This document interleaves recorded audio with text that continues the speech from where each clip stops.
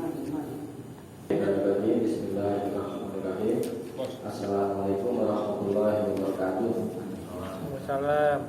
Kita lanjutkan pembahasan tauhid dari kitab Ushul Tsalatsa. Sekarang bab ini iman.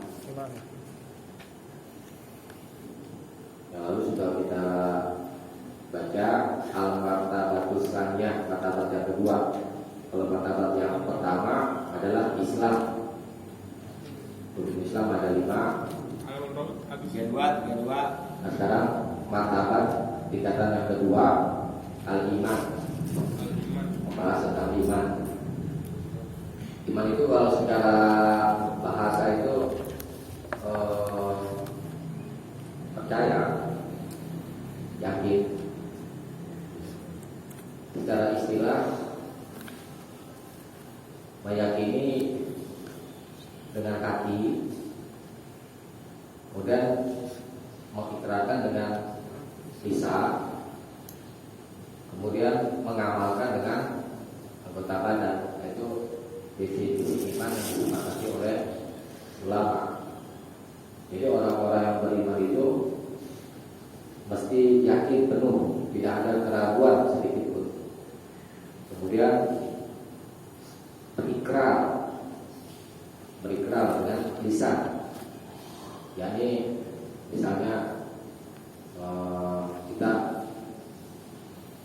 mengatakan saya ini adalah orang yang beriman, orang yang taat kepada Allah dan Rasul. Kemudian mesti mengamalkan dengan anggota badan. Setelah kita yakin dan berikrar, ya mesti mengamalkan. Kalau tidak mengamalkan, imannya tidak sempurna. Bukan iman namanya. Nah, martabat yang kedua, yakni iman, wa bid'un wa sab'un, kita ulang sedikit. Yaitu dia memiliki 73 sampai 79 syu'bah cabang. Fa'alaha, adapun yang paling tingginya yaitu qaulu la ilaha illallah, perkataan la ilaha illallah. Wa adnaha, dan yang paling rendahnya adalah imatatul adza anit thariq, menyingkirkan gangguan dari jalan. Wal khaya'u, dan malu itu syu'batun minal iman. Malu itu adalah satu cabang dari iman. Malu adalah sesuatu perangai yang membawa kepada satu kebaikan. Misalnya orang itu mau bermaksiat, kemudian dia malu karena Allah, nah itu malah menunjukkan bahwa malunya itu benar. Tapi kalau malu ingin berbuat kebaikan, ya tidak sesuai dengan pengertian malu yang sebenarnya. Jadi malu itu adalah perangai yang membawa kepada kebaikan. Kalau membawa kepada keburukan, jangan punya malu namanya. Mau beribadah, mau ngaji, malu ya ini. Itu misalkan berusia dan untuk orang-orang yang berusia mau ngaji, misalnya masih baca Iqra ya, malu baca dia malu. Nah, rukun iman ada 6. Ini dia maklum bagi kita. Wa arkanuhu, dan rukun iman sittatun ada 6. Itu masih ingat pengertian rukun? Bagus ingat pengertian rukun. Rukun dan syarat. Ingat gak nih? Lupa kan? Lupa. Nah, ini diingat-ingat. Jadi supaya kita mengerti. Syarat dulu ya. Syarat itu suatu perkara yang mesti ada di luar pekerjaan. Kalau rukun, satu perkara yang mesti ada di dalam satu pekerjaan. Jadi orang beriman mesti ada nih di dalam dirinya itu 6 ini, ya, ini beriman kepada Allah dan seterusnya. Rukun. Nah, ibadah itu baru diterima kalau rukun dan syaratnya terpenuhi. Begitu juga dengan iman. Rukun ini harus sempurna buat kita. Kalau salah satunya hilang, maka tidak sempurna keimanannya. Rukun iman ada 6. Antu minabillah. Pertama, beriman kepada Allah, wa malaikatihi, dan kepada para malaikatnya, wa kutubihi, dan kepada kitab-kitabnya, wa rusulihi, dan kepada rasul-rasulnya, wal yaumil akhir, dan hari akhir, yakni hari kiamat, wa bil qadari, dan beriman kepada takdir khairihi wa syarrihi, yang baiknya dan yang buruknya. Itu ada. Dalilnya mana? Nih, wa dalilu ala hadhil arkan.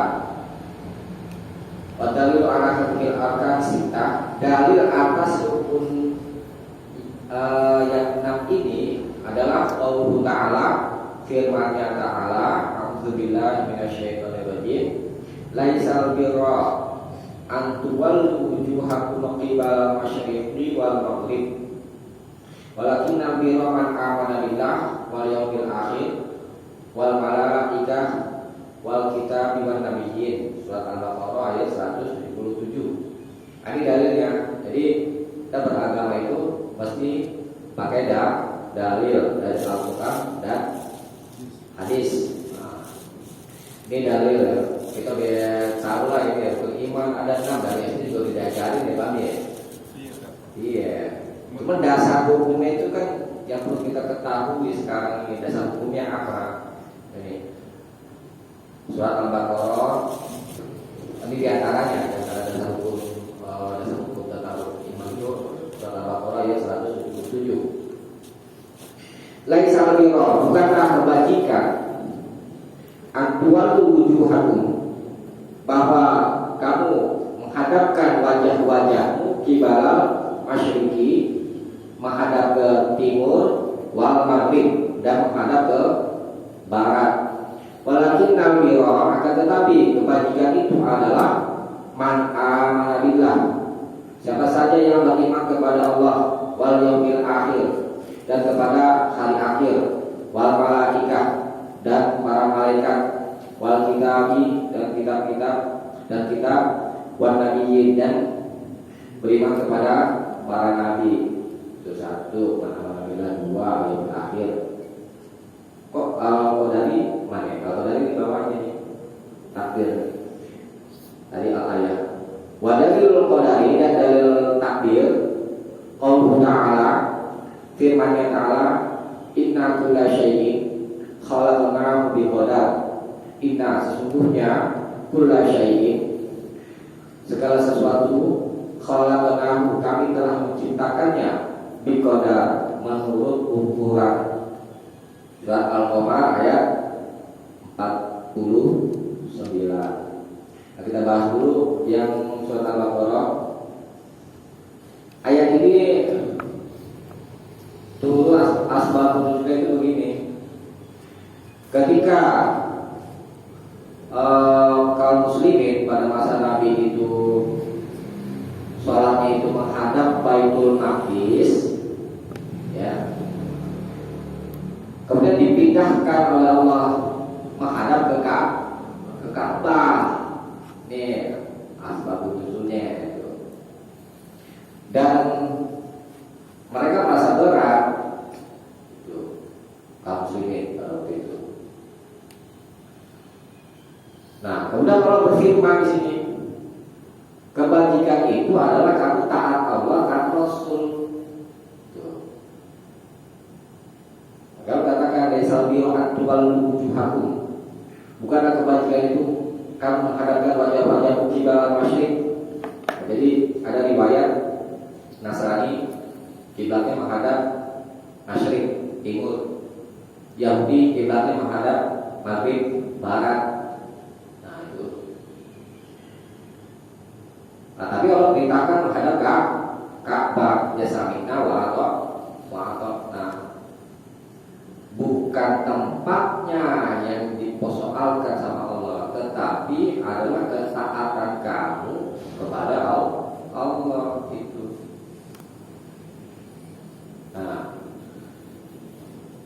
Sekarang kita lanjutkan walakin albirra. Jadi albir itu kalau secara makna bahasa, kalau artinya kebajikan ya. Kalau secara makna bahasa itu begini, albir, bir kebajikan, bar daratan, al-bahr lautan. Jadi bar dengan bir itu ada satuan makna.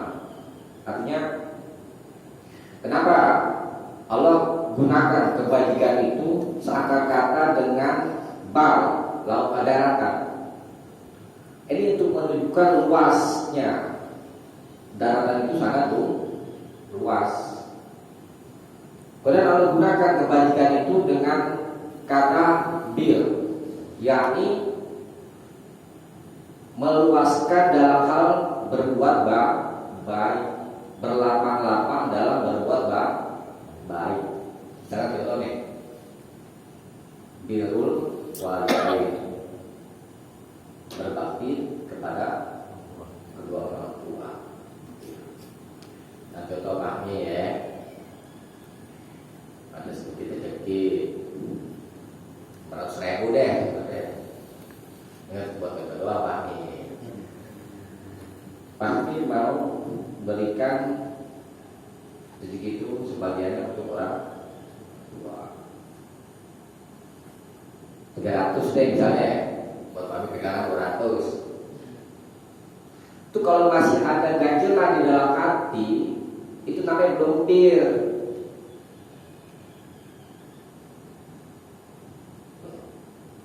Kalau masih ada ganjelan, jadi namanya bir itu lapang, berbuat baik kepada orang dalam keadaan hati lapang. Kalau masih ada ganjelan, itu namanya belum bir. Itu bisa dipahami ya.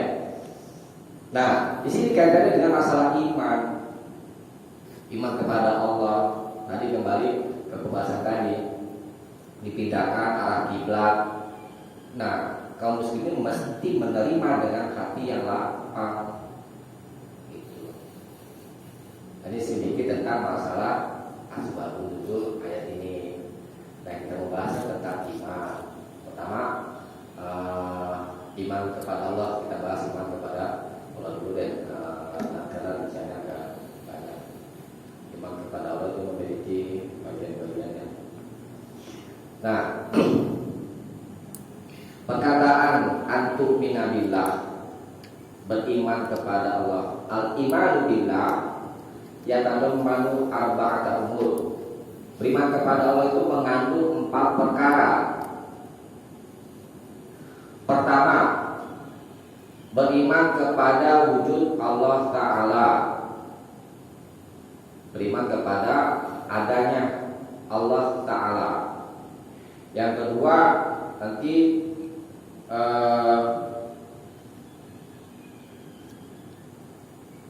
beriman kepada rububiyahnya. Kemudian yang ketiga, beriman dengan uluhiyahnya. Kemudian yang keempat adalah beriman dengan asma dan sifatnya. Kita bahas satu persatu insyaallah. Nah, sekarang kalau ada pertanyaan, Allah itu ada nggak? Dari mana? Itu bisa katakan itu. Nah, itu yang perlu kita kita kaji. Jadi kita meyakini sesuatu itu dengan ilmu, bukan dengan serta-merta yakin begitu aja. Nah, sehingga setelah sudah tertanam keyakinannya kuat, kita bisa menjalankan syariat itu dengan ringan. Banyak penyebab seseorang itu sangat berat untuk menjalankan syariat-syariat yang Allah tetapkan karena faktor keyakinannya itu yang masih belum kuat. Ya. Nah, tentang adanya Allah itu ditinjau dari 4 hal. Pertama dari segi fitrah, akal, syariat, dan indera. Dari segi fitrah, kita yakini bahwa Allah itu ada berdasarkan hadis Nabi. Riwayat Imam Al-Bukhari, Nabi bersabda, "Ma min mauludin," catat ya.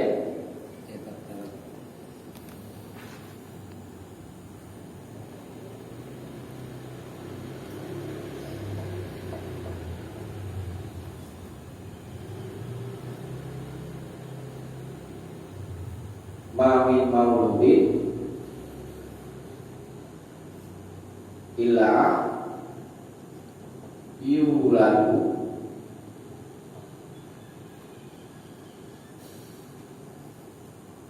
alal fitrah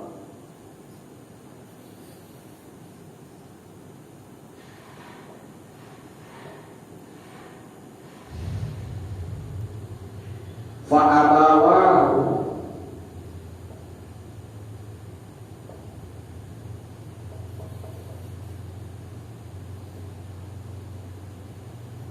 yuhawwidanihi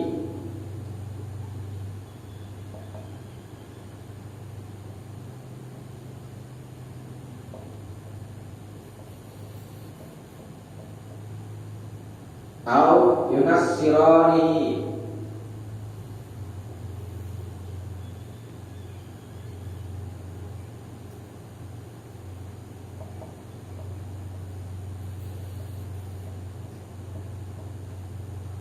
au yumajjisani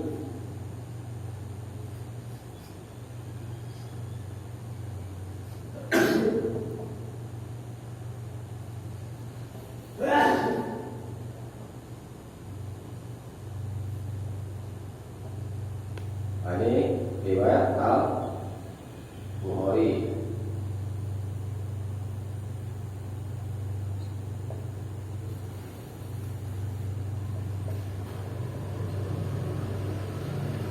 Ini dasar bahwa manusia itu meyakini wujud Allah itu ada secara fitrah berdasarkan hadis ini.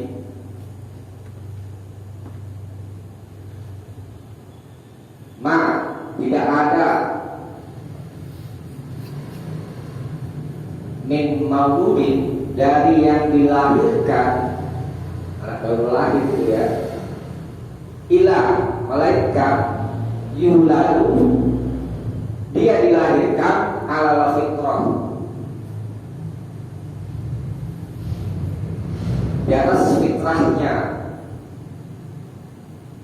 Fa abawahu, lalu abawahu, kedua orang tuanya yang yuhawwidanihi, menjadikannya Yahudi, al yunassirani, atau menjadikannya Nasrani, al yumajjisani, atau menjadikannya Majusi, tahu bukan nih? Majusi, penyembah api, penyembah api. Nah, coba kalau dari susunannya, berarti fitrah di sini apa maknanya? Dari susunan kata ya? Kan tadi tidak ada dari yang dilahirkan, berarti dia dilahirkan di atas fitrahnya, ya kan? Suci, kita ada suci.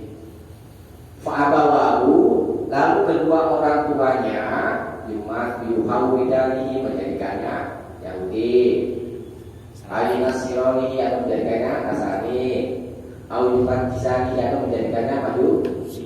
Nah, sekarang mana itu jadi apa? Bisa nggak Alisa? Islam atau iman. Tuh.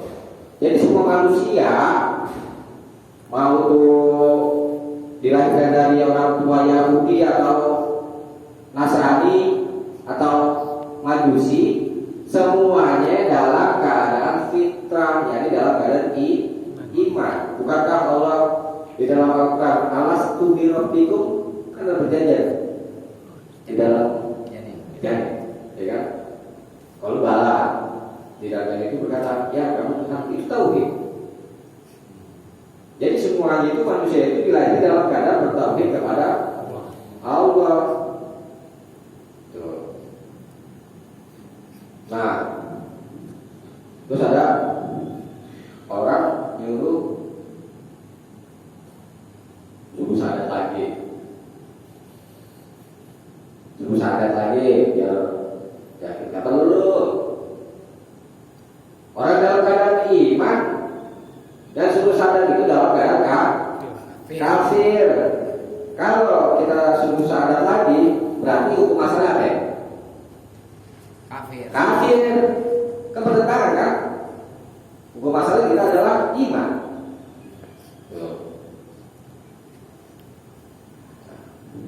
Kalau bersyahadat ya dari luar agama Islam, masuk Islam baru bersyahadat. Nah, itu dasarnya. Jadi dalil fitrah atas wujudnya Allah adalah setiap makhluk itu Allah ciptakan atau diciptakan dalam keadaan iman, beriman kepada penciptanya. Semua makhluk, ya, tanpa terkecuali. Min ghairi sabaqi tafkir, tanpa mendahului kepada pemikiran, atau ta'lim, atau kepada pembelajaran. Gak usah berpikir, gak usah belajar, manusia semuanya dalam keadaan iman, gitu maksudnya. Nah, tidak berpaling dari fitrah ini, melainkan orang yang datang atas hatinya apa yang memalingkannya darinya, itu siapa ya? Orang tua. Ya. Orang tua ini ikutin siapa? Ngikutin orang-orang terdahulu. Ada tuh kisah Ibrahim. Mereka para penyembah berhala pada masa Ibrahim itu ditanyakan sama Ibrahim, ini berhala-berhala ini tidak bisa mendengar dan tidak bisa melihat, berdebat sama kaumnya. Kemudian mereka mengiyakan. Mereka bukan nggak tahu, orang-orang musyrik itu bukan nggak tahu berhala-berhala itu tidak bisa mendengar dan tidak bisa melihat, bukan nggak tahu, dan mereka mengiyakan. Tapi kenapa kok mereka tetap menyembah? Alasan apa? Ini sudah tradisi, ya Pak, dari nenek moyang, ikut sama kan alilan, ya. ikut-ikutan. Ya kita beragama aja ikut-ikutan, harus pakai dasar ilmu. Coba kalau kita berada di posisi mereka, apa jadinya? Ya kita sekarang dalam keadaan Islam, coba berada di posisi mereka. Kalau kita nggak berpikir, tuh, jangan celaka kan? Nah, karena untuk mendatangkan keyakinan itu adalah dengan ilmu. Itu satu ya. Jadi dalil fitrah, dalil bahwa Allah itu ada, pertama dari dari fitrah manusia itu difitrahkan atau diciptakan oleh Allah dalam keadaan iman dan Islam. Orang Yahudi, Nasrani punya anak kecil, ya kan, belum balik, mereka mati dalam keadaan Islam atau Islam mati. Surga berbukakannya Yahudi dan Nasrani. Nah, dalil yang kedua, dalil secara akal. Dalil secara akal atas wujud Allah adalah bahwa setiap makhluk, baik yang mendahului atau yang akan datang, mesti baginya itu ada yang menciptakan. Kan tidak mungkin sesuatu itu menciptakan dirinya sendiri, dan tidak mungkin pula sesuatu itu diciptakan secara kebetulan. Jadi kita nih, ya kan? Kita ada sekarang, ya. Yang sebelumnya itu tidak ada. Apa iya kita menciptakan diri kita sendiri jadi kayak begini? Nah, itu kan secara akal nggak bisa terima kan akal itu kan. Kemudian apakah ada begitu aja secara kebetulan?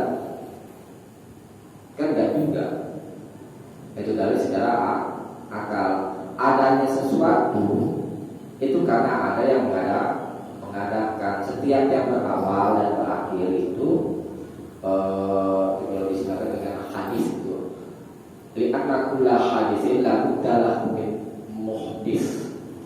Setiap yang berawal dan berakhir itu mesti ada yang mengadakan, itu maksudnya.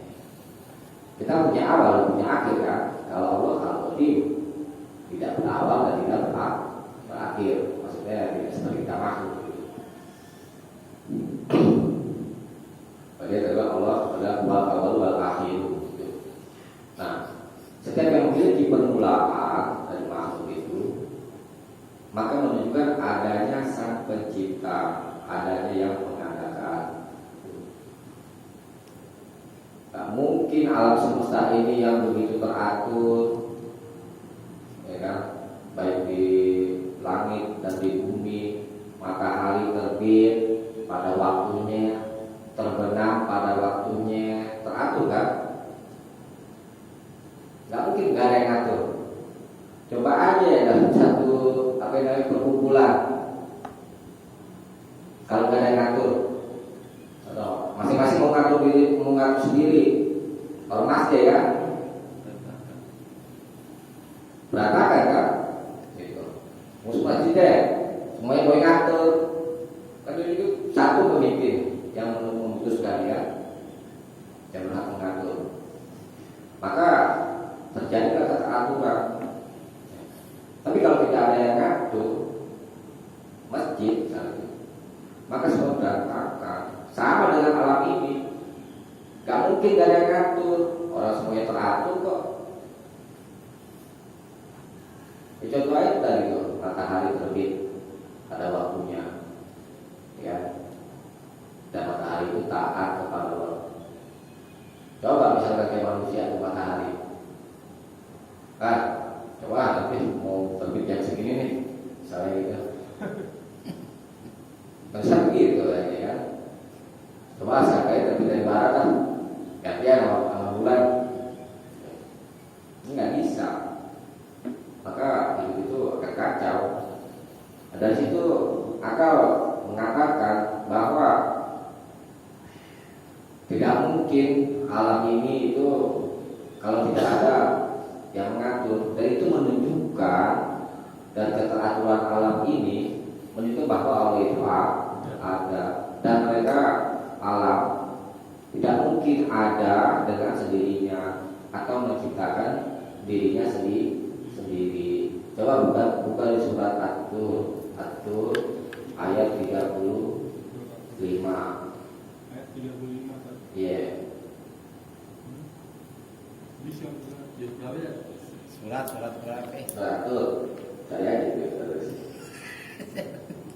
Lupa deh tadi.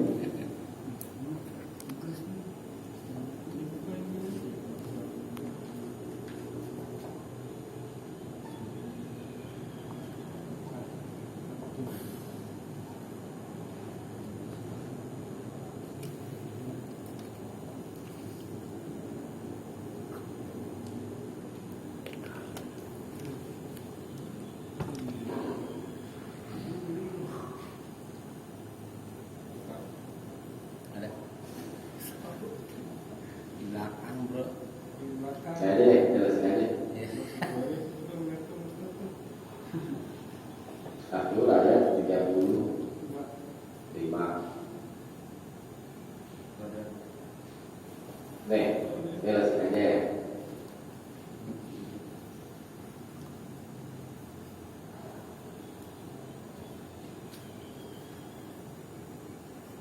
Nih, kata Allah di surat At-Tur 35. Am khuliqu min ghairi syai', apakah mereka manusia ya alam, apakah mereka diciptakan min ghairi syai', tanpa sesuatu, tanpa ada yang menciptakan? Am humul khaliqun, apakah mereka yang menciptakan, maksudnya menciptakan diri sendiri. Ini kan Allah bertanya, tapi pertanyaan di sini sifatnya itu adalah melemahkan manusia dalam hal berpikir tentang alam itu terjadi tanpa ada yang menciptakan, dan alam itu terjadi apakah mereka menciptakan diri mereka sendiri. Jadi itu sifatnya melemahkan. Dan bermakna juga kamu tidak demikian, kamu ada itu karena ada yang menciptakan. Gak mungkin. Tadi ada Bani di sini nih. Gak ada kan taruh tuh. Ada yang naruh kok. Sama. Ini jadi hukum logika namanya. Adanya sesuatu karena ada yang mengadakan gitu. Mustahil kan akal menerima. Soalnya ada lagi di sini nih. Dulu ada. Kan Imam Syafi'i tuh. Aneh. Lupa Imam Syafi'i itu misalnya. Begini ya. Ada seorang ulama pada masa dahulu. Dia ingin berdebat persoalan agama dengan orang-orang kafiran, orang musyrik, menjelang Sunni. Ya. Sampai di sana ditanya ulama ini, tadi kamu kesini naik apa? Mau berdebat ya? Mau berdebat. Tadi kesini kamu naik apa? Ketahu tuh tiba-tiba tuh di sungai itu tadi ada 9 papan yang terpisah, kemudian jadi satu sehingga membentuk perahu. Kemudian saya bisa sampai sini lalu naik perahu itu. Mana mungkin orang yang yang pakai logika ya, gak mungkin kamu ini aja kadang-kadang. Nah, kemudian dibantah lagi sama ulama. Akal kamu saja dalam hal itu tidak bisa menerima. Bagaimana dengan alam ini? Akhirnya setelah itu, ya Allah tuh, itu bagaimana kalau tidak ya? Kalau menerima dengan hadiah jujur, suruh terima. Jadi nggak bisa manusia itu menerima secara akal, terjadi dengan sendirinya. Jadi kalau dibilang kayak begitu, ada yang terbang di sini. Sulap, nggak terima kan ini kan? Akal ini nggak bisa terima kan? Kayak gitu. Nah, itu dalil secara akal, yakni meyakini wujud Allah, tentang keberadaan adanya Allah itu secara akal mustahil bagi alam, ya ada. Dia itu menciptakan dirinya sendiri satu, atau terjadi secara kebetulan. Nah, ini mustahil menurut akal. Jadi adanya alam menunjukkan adanya Allah, itu maksudnya. Nah, kita lanjutkan.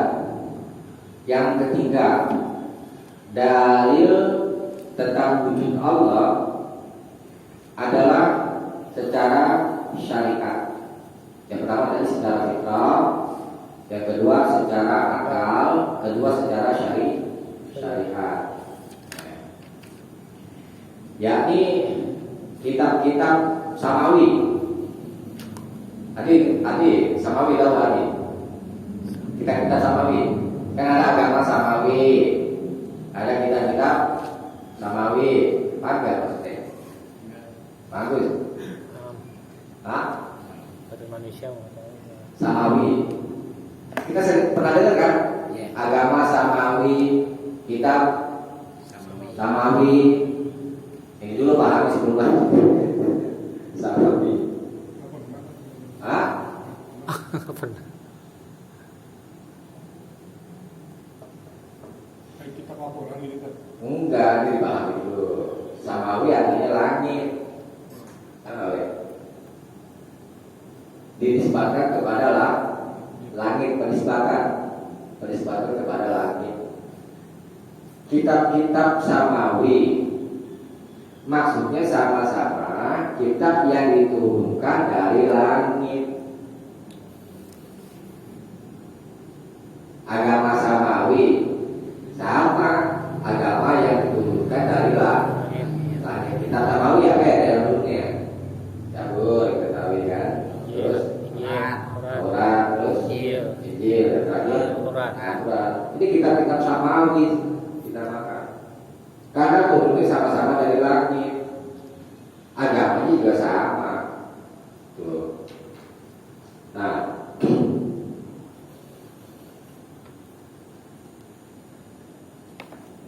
kita sudah dengar kan adanya kitab-kitab Samawi. Taurat, Tafsirnya masih ada, tapi udah dirubah. Injil Berubah. ada kan? Tidak mudah. Al-Quran, ini Al-Quran kita saksikan. Adanya kitab ini menunjukkan adanya Allah.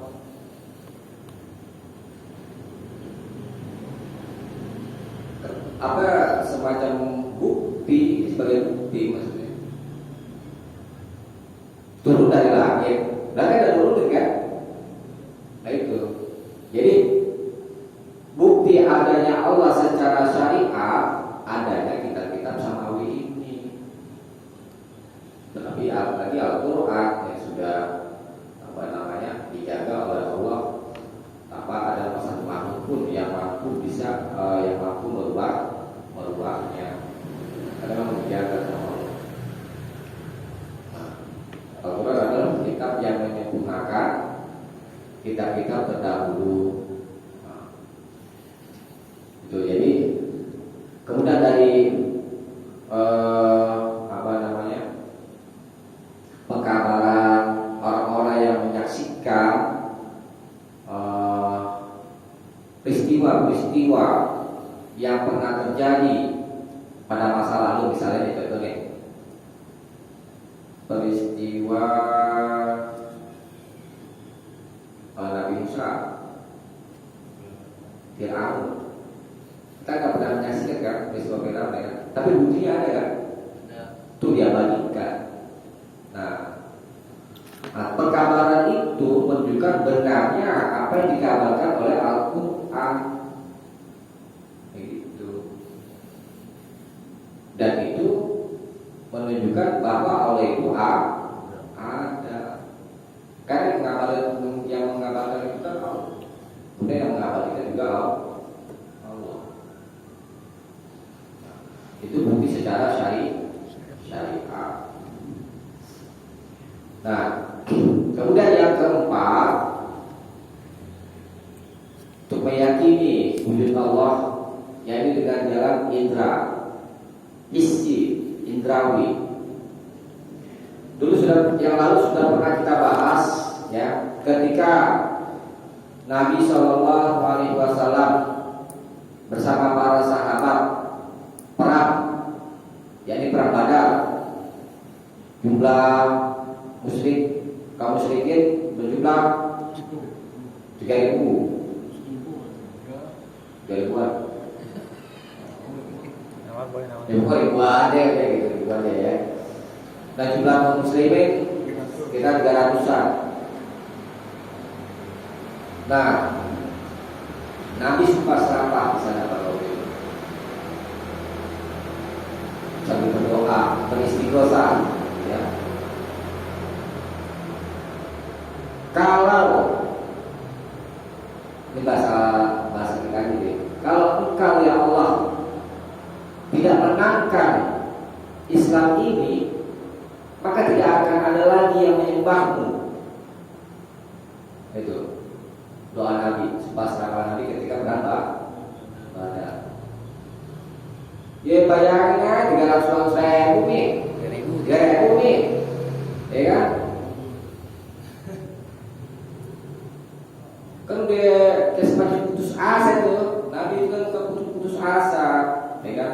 Tapi Nabi berkata seperti itu, berdoa, sekiranya engkau tidak menangkan Islam ini, maka tidak akan ada lagi yang menyembahmu. Nah kemudian Allah kabulkan. Jadi pembahasan tentang meyakini wujud Allah dengan hissi adalah bahwa kita mendengar dan menyaksikan dikabulkannya oleh Allah bagi orang-orang yang berdoa kepada Allah. Dari secara hissi, secara indrawi, kita mendengar dan menyaksikan Allah mengabulkan setiap orang yang berdoa kepada Allah. Itu diantaranya sudah kita bahas ketika Nabi perang Badar, Nabi berdoa, kemudian dikabulkan sama Allah sehingga kaum muslimin pada waktu itu menang. Dan sampai sekarang kita masih beribadah kepada Allah. Apa kalau dihabisin pada waktu itu kalah, ya kan? Mana Islam? Tidak ada lagi lah. Karena lagi di sini loh berarti. Ada di sini. Beda. Enggak masih jadi tanah.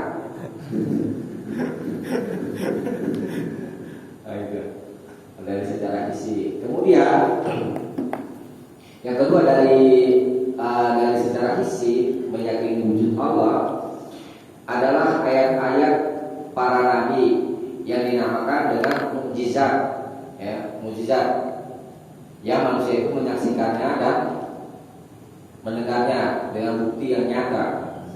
Seperti misalkan Nabi Musa, mukjizatnya diantaranya adalah membelah lautan. Itu nanti bisa dibuka surat Asy-Syu'ara ayat 63. Ya. Kemudian Nabi Isa, di antara mukjizatnya adalah bisa menghidupkan orang yang mati, kemudian mengeluarkan mereka dari kuburnya dengan izin Allah. Itu nanti bisa dibuka di surat Ali Imran ayat 49 dan Al-Maidah ayat 110. Ya, baca aja deh ya. Satu Syu'ara yang bisa Nabi Musa bisa membelah lautan. Fa'auhayna ila Musa, kami wahyukan kepada Musa anidrib bi'asakal bahr, supaya memukul laut dengan tongkatmu. Fanfalaqa, lalu dia menjadi terbelah laut itu. Fakana kulli firqin, lalu setiap belahan itu kaqabil azim, seperti gunung yang besar harus dibelah nih. Kalau kita sama Nabi Musa ikan pukul, kalau itu menjadi terbelah dan setiap belahan itu seperti gunung, kayak tinggi segunung gitu, sehingga bisa melewati lautan itu. Nabi Musa dan Bani Israil, ya, Bani Israil, Fir'aun bersama para tentaranya dikejar, ya kan? Sehingga nih Nabi Musa bersama Bani Israil sudah sampai di ujungnya. Ketika sudah berhadapan, baru laut itu ditemukan kembali sama Allah. Itu ceritanya. Itu terjadi di Laut Merah. Terjadi di YouTube nanti nih ya, berkaitan ini. Deh, sekarang yang kisah Nabi Isa bisa menghidupkan orang yang sudah mati itu di surat Ali Imran ayat 49, bunyinya wa uhyil mauta biiznillah. Dan hidupkanlah orang-orang yang mati dengan izin Allah. Wa iz tukhrijul mauta biizni, dan engkau mengeluarkan orang yang mati dengan izinku. Surat Al-Maidah ayat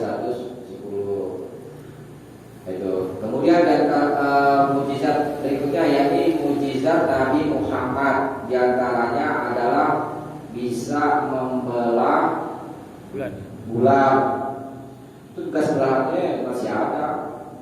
Ya bang, bekas belahannya ada pernah itu sama teman tuh kan, teropong bintang, teropong bulan, benar masih ada belahannya kelihatan. Itu kan terbukti bahwa benar terjadi ada pembelahan bulan. Itu ayatnya adalah iqtarabatis sa'atu wa syaqqal qamar, surat Al-Qamar. Telah telah dekat hari kiamat dan syaqqal qamar, dan bulan itu telah terbelah. Ada bukti belahnya. Jangan aja ya bisa nanti pakai alat itu namanya apa? Buat ngecer bintang-bintang. Hah? Skop buat ini. Teleskop. Iya, oh gitu deh, buat ngecer bintang-bintang. Ya. Nah, jadi bukti bahwa Allah itu ada yang keempat adalah dengan misi tadi, yakni kita mendengar dan menyaksikan dari pengabulan orang-orang yang berdoa. Kemudian yang kedua adalah dari mukjizat para nabi. Itu. Jadi kita meyakini Allah itu bukan semata-mata kita yakin tanpa ilmu. Karena kalau kita ikut-ikutan ya, tanpa dasar ilmu lemah nanti kita menjalankan syariat Allah. Nah, dari yang kita bahas tauhid ya kan, untuk menumbuhkan keyakinan kita kepada Allah itu adalah tujuan dari kita meyakini sedikit demi sedikit dengan mempelajari ilmu tauhid adalah supaya kita mudah untuk menjalani ketaatan kepada Allah dan kita beribadah dengan penuh rasa cinta. Karena kalau kita beribadah, kalau tidak didasari rasa cinta kepada Allah, sebenarnya lesu. Karena nggak cinta, kita temukan sedikit demi sedikit. Kita yakini Allah itu ada. Ya. Sampai sini aja. Nanti kita lanjutkan beriman kepada Allah, yakni dengan rububiyahnya. Pertama, beriman kepada Allah dengan wujud Allah. Ada 4 bagian. Yang bertanya silakan. Kalau zaman dulu kan Nabi Isa bisa ngidupin orang meninggal. Iya. Kalau sekarang bisa nggak kira-kira? Kalau enggak ada. Kan berdoa kepada Allah kan. Ini kan udah enggak ada Nabi Isa nya diangkat ke langit. Maksudnya orang. Orang yang berdoa gitu misalkan ada keluarga kita. Enggak lain. Kalau mujizat itu Orang nanya. Iya. Nah, itu. Mujizat itu khusus para nabi. Kalau kita mungkin manusia itu karomah ya, sebetulnya karomah. Kalau mujizat itu khusus para nabi. Aroma itu artinya apa itu? Kemuliaan. Jadi kadang orang-orang beriman itu bisa dikasih sama Allah itu karomah. Misalnya dia punya firasat apa gitu kan, bisa seorang muslim. Kalau misalnya kita buat orang kayak suami ibu nih, misalnya itu firasat kan, firasat. Namanya. Iya Pak. Tadi di dalam rahim kan sudah bertauhid. Iya Pak.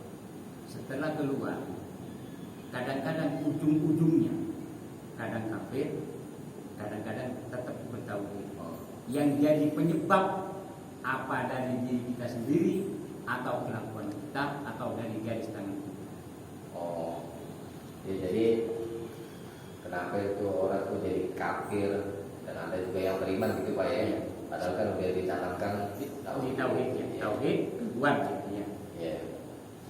Jadi kan memang ada pengaruh pertama. Di sini harus kita bahaskan dari orang tua. Orang tuanya lah yang menjadikan orang itu Nasrani. Ini kan satu contoh aja. Iya. Artinya pengaruh jahat itu ada dari lingkungan keluarga. Itu satu. Karena lingkungan yang pertama adalah keluarga. Kemudian lingkungan di luar keluarga, masyarakat. Kita dapat informasi dari mereka tentang ini dan itu, ya kan? Jika kita ingin mencoba dan yang lainnya. Nah, jadi memang udah sunatullah bahwa manusia itu diciptakan nanti ada yang beriman dan ada yang kafir. Jadi ada pilihan yang Allah persilakan kepada manusia, mau dia beriman atau kafir itu dipersilahkan. Yang Allah mau tuh imannya adalah ikhtiar itu pilihan. Bukannya Allah nggak bisa menjadikan seluruh umat, seluruh manusia itu menjadi satu, yakni beriman semua kepada Allah. Itu di surat Asy-Syu'ara ada tuh. Inna sya'nu nazzil 'alaihi minas sama'i ayatan fadhallat a'naquhum laha khadi'in. Jika kami mau, ya, kami akan turunkan dari langit satu tanda kekuasaan, ayat, lalu leher-leher mereka menjadi tunduk kepadanya. Artinya mereka semua beriman kepada Allah. Tapi Allah nggak mau begitu.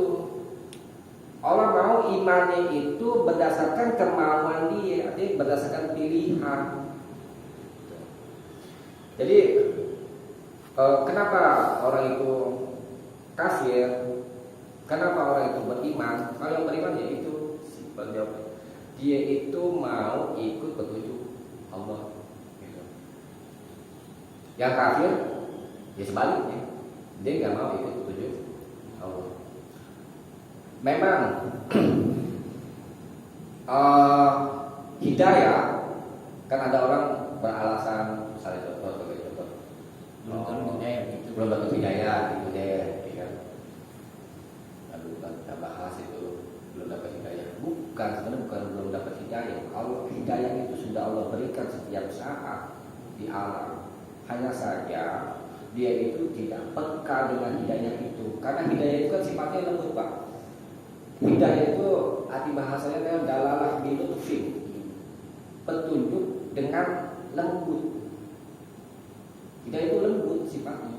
Jadi yang bisa mengambil hidayah itu, ya, dia itu harus memiliki hati yang lembut. Artinya dia bisa berpikir jernih, ya kan? Bisa menangkap sinyal hidayah itu. Nah, baru kalau dia bisa peka dengan itu, maka dia bisa mendapatkan hidayah.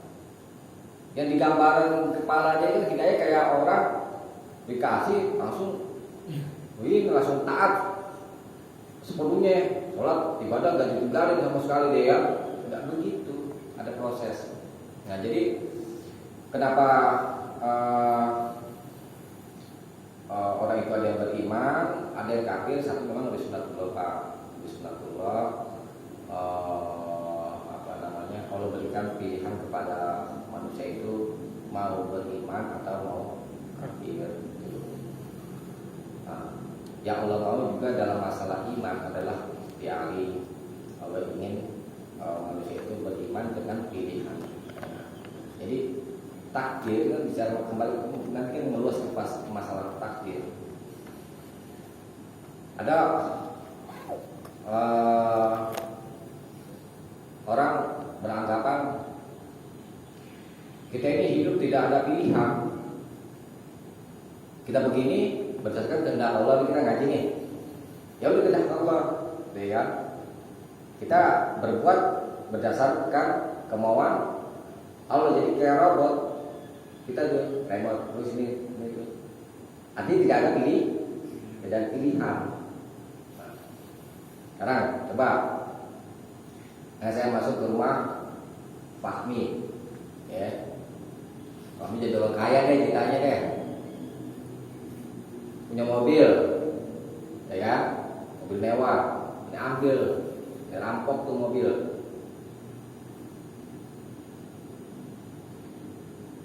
Jangan marah. Kan udah kehendak Allah. Alasannya tidak Allah. Iya. Kenapa harus marah? Kalau kita yakini seperti itu tadi, ya kan? Nah, jadi memang mereka juga punya dasar juga. Kemudian ada juga yang berkata hidup itu adalah pilihan tanpa kehendak Allah. Jadi apa yang terjadi berdasarkan kemauan kita murni, bukan tanpa campur tangan Allah gitu maksudnya. Ini juga keliru juga. Jadi berarti tengah-tengah kita berbuat begini berdasarkan kehendak Allah juga, artinya dengan izin Allah. Iya memang Allah sudah tetapkan siapa saja yang mau menjadi ahli surga, ya. Siapa saja yang menjadi ahli neraka Allah tahu. Cuma soalnya kita kagak tahu. Nabi nyuruh apa? Ikmalu, berbuatlah kalian. Berbuat saja kalian berdasarkan apa yang oleh Allah tunjukkan. Aku kasih pilihan. Kamu kalau mau selamat, ya ikut saja petunjukku. Itu insya Allah. Jadi nggak ada kayak tadi apa itu dari yang tadi Bapak bilang dari jadi kembali kepada satu keilmuan itu kan Pak ya, diri sendiri. Dari diri kita sendiri itu kalau berikan pilihan. Masalahnya begini, aku pernah dengar juga. Dulu di zamannya Nabi Musa ada orang yang tidak benar-benar rajin ibadah. Setelah itu ditegur oleh malaikat. Kamu kok rajin ibadah, sedangkan takdirnya kamu sudah masuk neraka. Dia bilangnya di mana? Saya cuma diciptakan suka ibadah. Perkara saya masuk neraka surga itu terserah. Iya. Yang penting itu jadi kewajiban kita. Betul. Begitu. Iya. Ya kalau tapi kan kita nggak ada itu masalah Iya. kita nggak tahu. Cuman ada satu hadis saya pernah dapati. Takdir itu bisa dirubah dengan doa. Iya. Jadi kita berdoa. Misalkan kita ditakdirkan sama Allah pada satu waktu, tapi kita buruk. Kita berdoa sama Allah. Jadi karena takdir yang buruk itu menjadi baik. Itu bisa. Jadi takdir itu ada mengandung pilihan. Beda dengan qadar. Kalau qadar nggak bisa kita. Nah kita nih, kalau tetapkan sebagai seorang laki-laki meminta perempuan jadi perempuan. Ada kan Iya. dari laki-laki minta perempuan. Itu apa namanya menantang qadar Allah. Jadi tinggal semena-mena aja segala sesuatunya itu takdir enggak. Ya apa Pak? Tidak semuanya segala sesuatu yang terjadi pada diri manusia ini takdir enggak kan? Wah, bukan begitu. Nah, kita memahami takdir itu kan setelah terjadi. Terjadi. Enggak, kebanyakan kan manusia kayak gitu. Wah begitu, takdir itu susah kan gitu maksudnya. Jadi takdir Bukan. salah ya kan?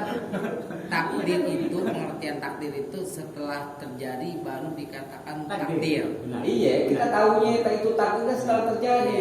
Sebenarnya kan Sebelum enggak, maksudnya kan bahasa masyarakat. Ini udah takdirnya begini mau Oh, iya. diapain? Oh, udah bisa usaha Ya. dulu. Udah. Salah Enggak, ya kan? di Berarti salah. bahasa masyarakat kadang-kadang seperti itu. Kadang-kadang ada orang meninggal nih, Pak takdir meninggal. Nah, itu meninggal. tadi. Kita takut Itu betul, nggak salah. Itu tadi. Tadi misalkan contoh nih Tat, kalau saya meninggal, kan ketabrakan nih. Banyak tokoh masyarakat kan ngomong takdir tuh. Iya. Ya benar kan itu terjadi. Takdir gimana Tat? Iya. Ini kan lebih jelas.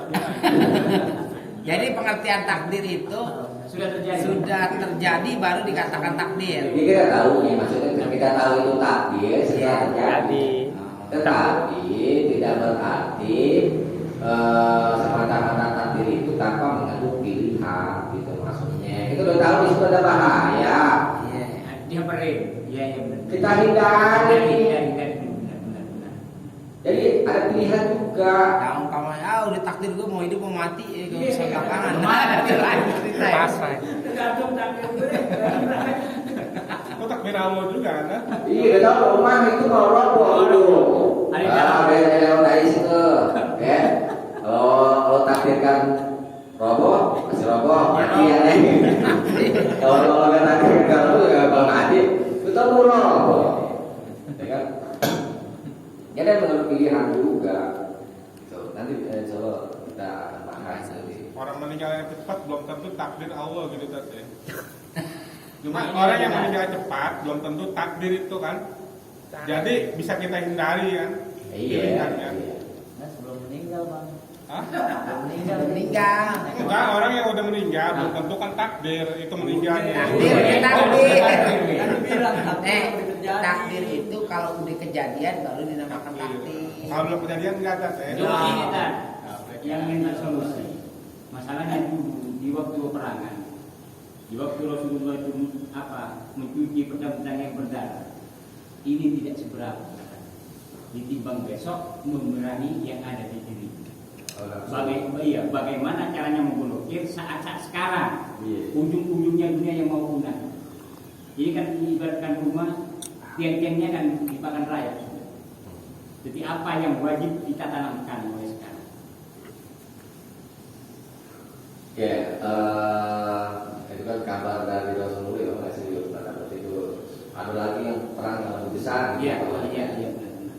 yaitu perang melawan nafsu. Memang ada di hadis, saya nggak lupa. Soalnya kalau bahasa itu memang hadis itu ada bermasalah. Ya oke lah, lepas dari itu, bahwa memang kita juga disuruh bermujahadah mengendalikan diri. Banyak juga dalam keterangan-keterangan kita disuruh mengendalikan hawa nafsu kita. Tapi kan ada juga kan Allah katakan berfirman itu orang-orang yang menyembah hawa nafsu. Jadi memang hawa nafsu itu juga jadi satu perhatian itu buat kita. Bahkan di satu hadis itu seorang mukmin itu adalah bagi orang yang berpenjara. Ya. Jadi sikap kita bagaimana? Kita bentengi hawa nafsu kita itu. Jadi pokoknya itu tadi saya sampaikan, Allah dan Rasulnya itu mesti lebih dicintai daripada yang lainnya. Uji ibadah. Kadang-kadang ketika kita itu Baik perintah ataupun larangan. iya kita dahulukan sama Allah. Kadang-kadang kita begini. Ini memang hawa nafsunya luar biasa itu. Nah itu yang sebetulnya warnanya. Taruhannya kayak gini aja. Nah, antara perintah Allah dan Rasulnya itu kalah nih sama yang keinginan kita. Nafsu hawa itu ada hawa. Hawa itu keinginan. Kalau nafsu Jiwa, keinginan jiwa. Jadi antara keinginan Allah dan Rasulnya itu sering bertabrakan dengan keinginan kita, sehingga kita mendahulukan keinginan kita. Nah, semestinya bagaimana cara kita menyikapi itu? Yang didahulukan Allah dan Rasul. lawan setan. Masalahnya begini tadi potong. Aku pernah melintas pas mau masjid. Ada orang mencuci mobil. Itu sampai sekarang ada di benak saya. Sampai dari mau menjelang maghrib sampai kira-kira jam 10 belum selesai. Jadi saya berpikir, kira-kira apakah bisa mengantarkan dia, anggaplah ke terakhir lah, ke kuburan, apakah bisa? Sedangkan dia mendewakan yang dia anggaplah lihat. Begitu. Dia mencucinya sebelum maghrib sampai jam 10 kira-kira. Jadi itu ada di benak saya terus terang. Jadi nggak sholat gitu jadinya dia. Nah, iya, mementingkan itu lah begitu ya. Ya itu kan termasuk dosa juga ya kan. Bahkan dikatakan orang ada di satu hadis kan orang nggak sholat juga termasuk kufur gitu, ya kan. Tetapi kekufuran di sini tidak menyebabkan kepada kemurtadan gitu ya. Dia semata-mata dosa besar gitu, tetap dosa besar. Ya, ketika misalkan dia mati dalam keadaan seperti itu, Allah misalkan Allah berkehendak, Allah siksa. Karena kan dosa yang tidak diampuni hanya syirik, ya kan? Kalau dosa-dosa yang lain itu masih bisa diampuni itu pun dengan kehendak Allah. Allah akan mengampuni setiap dosa dan Allah akan mengampuni siapa saja yang yang Allah kehendaki, dan Allah akan mengadab siapa saja yang Dia kehendaki. Nah, dosa yang tadi diampuni adalah dosa syirik. Ya kan? Kalau seseorang itu tidak syirik, katakan misalnya kita sholat contoh kita sholat sama sekali Pak, misalnya gitu kan, tapi dia tidak pernah syirik, dia tetap mengesahkan Allah. Itu nanti kembali kepada kehendak Allah, terserah Allah. Kalau Allah mau azab, ya azab sama Allah. Tapi kalau Allah tidak mau azab, tidak akan terjadi. Karena ada juga kisah pada masa Bani Israil itu. Ini orang bertauhid dan tidak syirik. Itu aja itu dipegang sama dia, ya kan? Dia nggak pernah berbuat baik sama sekali pada keluarga dan lainnya. Kemudian dia mati nih, dikabarkan di hadis itu dia masuk surga itu. Wallahu a'lam. Karena dasar tidak menyebutkan Allah. Nah, tadi kalau yang tadi misalkan dia tidak sholat gitu kan Pak ya, kemudian dia mati, itu nanti kembali kepada kehendak Allah Pak. Selama dia tidak syirik. Yang dimaksud bukan tidak sholat, seperti yang tadi memerangi hawa nafsunya maksudnya. Mendahulukan. Dia kan mementingkan hawanya, ditimpang kepada Tuhannya maksudnya. Itu juga termasuk bagian dari kesyirikan juga, karena dia mempertuhankan hawa nafsunya. Cuma kan kesyirikan itu kan bermacam-macam. Ada kesyirikan yang membuat dia itu keluar dari agama. Ada kesyirikan yang tidak membuat itu keluar dari agama. Kayak dia juga termasuk syirik kan, tapi tidak menyebabkan dia itu murtad. Itu sama gitu. Dia termasuk macam kesyirikan juga Pak, karena menyembah hawa nafsu. Hawa nafsunya itu yang ditaati, kayak gitu. Ya kita kembali kepada Allah itu. Artinya kalau lo berkata misalnya dia mati itu Pak ya, apakah mati ini? Cuma kalau tadi bisa saya selalu artinya itu termasuk macam dari kesyirikan juga, karena menyembah hawa nafsu. Cuma tidak membuat itu keluar dari agama.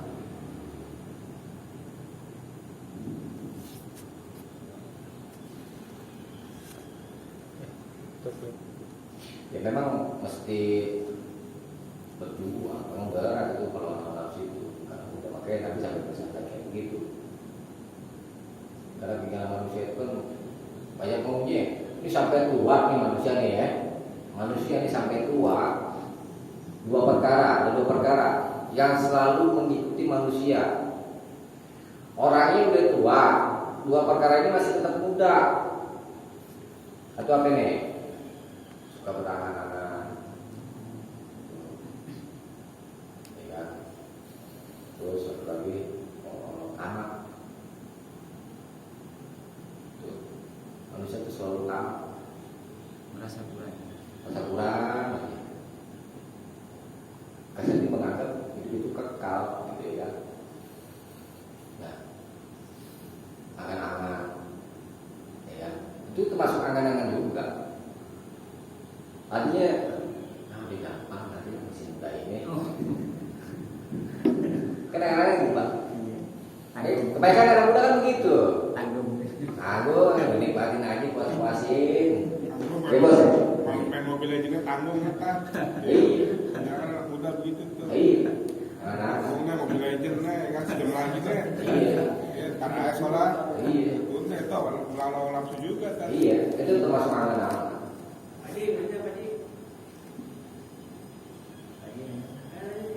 Kalau itu kan dia sudah nanya itu kan sudah ditentuin sama Allah kita ya, dia sudah mahfuz ya. Ditentuin untuk kita Ditentuin dalam mahfuz ya. Nah sekarang kita minta ya Allah panjang umur saya, boleh nggak itu? Kalau di hadis kan ada tuh, siapa saja yang ingin dipanjangkan Maksudnya panjang umur untuk tangan Allah. Iya.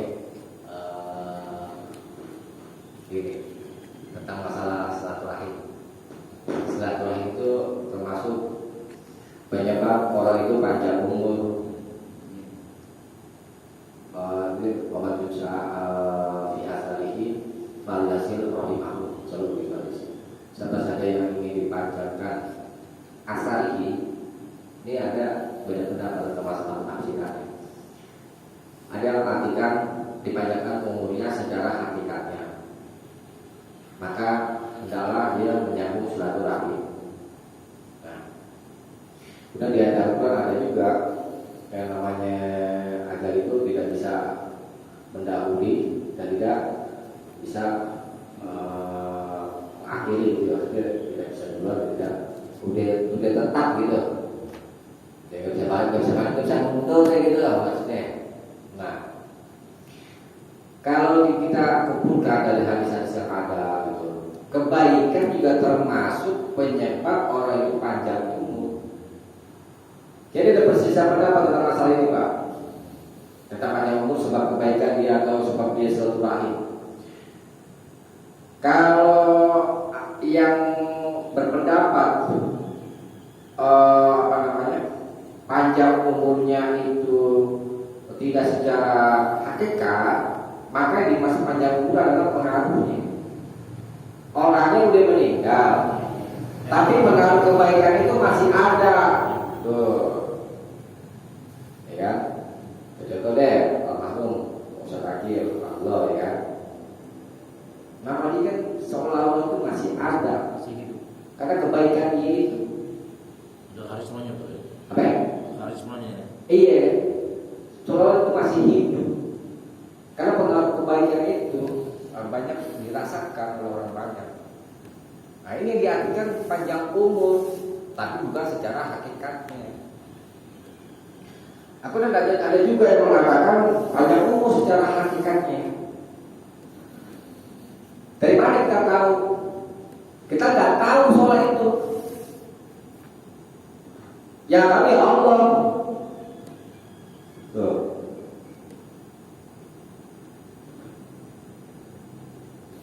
Panjang umurnya dia misalkan, menangis nih, nggak mau jatuh doang. Ya. Usia 40 deh, contoh deh ya, 40. Meninggal. Yang semestinya 35 tahun udah meninggal. Ya kan? Jutek. Tapi meninggalnya di usia 40. Nah, hakikat tentang ketentuan meninggalnya itu di usia 40 kan kita gak ada yang tahu. Yang tahu itu Allah. Gitu. Jadi hakikat panjang umur itu yang tahu itu hanyalah Allah. Bila ini yang mengartikan secara hakikatnya dengan silaturahim bisa panjang umur. Nah, yang berpendapat panjang umur secara hakikat, yang umur kita ini bertambah, itu hanya Allah aja yang tahu. Kita tidak tahu. Tapi kan gini katanya, aku dengar gini. Siapa-siapa yang sering silaturahmi, 3 jaminan dari Allah. Panjang umurnya, gampang rezekinya, manjur doanya. Itu jaminan katanya dari Allah. Iya betul, tadi kan sudah sampaikan silaturahim dan perbuatan baik itu biasanya membuat orang itu menjadi penyebab orang itu panjang umur. Dalam hal itu ada beda pendapat. Tadi saya katakan ada yang katakan panjang umurnya secara hakikatnya ya tadi misalnya tadi si bos nih yang seharusnya usia 35 KO misalnya ya. Udah lewat kan?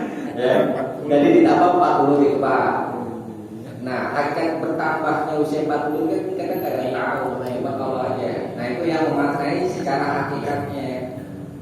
Tetapi yang memaknai secara majas bukan secara hakikatnya, panjang umurnya itu adalah pengaruh baiknya itu. Jadi secara hakikatnya usianya nggak bisa maju, nggak bisa mundur, segitu. Cuma pengaruh kebaikan dia ini yang masih terus-menerus ada itu. Seolah-olah masih ada aja. Iya kayak begitu. Ada berbeda pendapat tentang itu. Ya Allah alam ya. Ustaz, silaturahim sama silaturahmi bedanya apa? Sama aja. Bahasa Beda itu kayak Ada yang Tapi rahim. berarti kita boleh berdoa untuk panjang umur, berarti boleh kita berdoa. ada larangan tar deh. Banyak berbuat baik aja otomatis. Jadi nggak usah berdoa kan ya? Nggak ada Tapi pakai sambil doa nggak ada larangan kan Tar?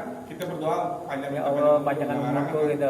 Nggak dilarang kan? Nanti ini kalau banyak umur nanti udah tua, udah jadi orang kaya, dong kaya ya udah tua juga kaya nih hatinya. Ya kan? Tapi masih mau hidup ini ya Kak. Iya sih. Tapi nggak ada larangan gitu ya. Nggak ada larangan apa sih? Kita ini aja ya, Nggak ada larangan. kesehatan penting. kesehatan dibuka untuk beribadah aja. Lalu udah otomatis tadi kita berbuat baik, bersilaturahim kan tadi tuh bisa ya baik tadi bersilaturahim. Itu buktinya 3.000 jadi 40 dia. Iya, misalnya bos. Kalau baru lewat ya. Kepada rahim, kepada sama-sama beriman, dan itu namanya bukan silaturahim. Enggak, silaturahim itu kan silah itu nyambung artinya. Rahim itu kan ini, rahim ibu itu maksudnya saudara. Kalau secara khusus yang maksudnya silaturahim, ya kita menyambung keluarga dari hubungan saudara. Warga maksudnya ini silaturahim dengan makna yang khusus. Nah, silaturahim dengan makna yang umum, ya muslim itu kan bersaudara. Innamal mu'minuna ikhwah, ya kan? Ini silaturahim dengan makna yang umum. Walaupun tidak saudara, ya kita juga diajukan juga untuk silaturahim. Tapi ada yang memaknai itu bukan silaturahim, bang, ziarah. Oke? Ziarah. Kalau sesama muslim beriman, tapi bukan dengan rahim. Dialog kan Ustaz. Ziarah. Ziarah. Iya. Kita kan lahir juga dari satu rahim, ada Hawa. Oh, gimana kalau jawab gitu? Jadi kan berkunjung, jadi bisa aja. Beda Kan itu bahasa. makna yang umum aja bi. Bahasa doang. Oh, udah bahasa deh. Cuma itu disebut silaturahim juga secara umum.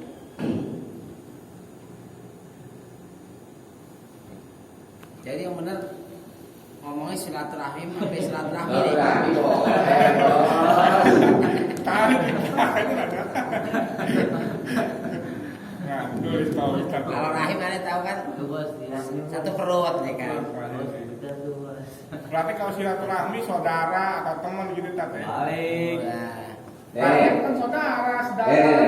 Ada yang ini yang rahim ini ya. Ada yang menyebutnya ini kan yang di bahasa kan. ya. Rahmi. Ada juga yang menyebutnya rahim supaya benar. Tiga aja. Benar. Ada leceh gitu. Berarti kalau silaturahmi sama teman, rahim sama saudara. Enggak sama aja, sama aja. Oke. Pokoknya selalu selain saudara, selain hubungan darah itu namanya silaturahim secara umum, makna umum. Kalau makna khusus saudara. Dalam ibu kita itu. Kita tutup dulu ya. Ngopi sambil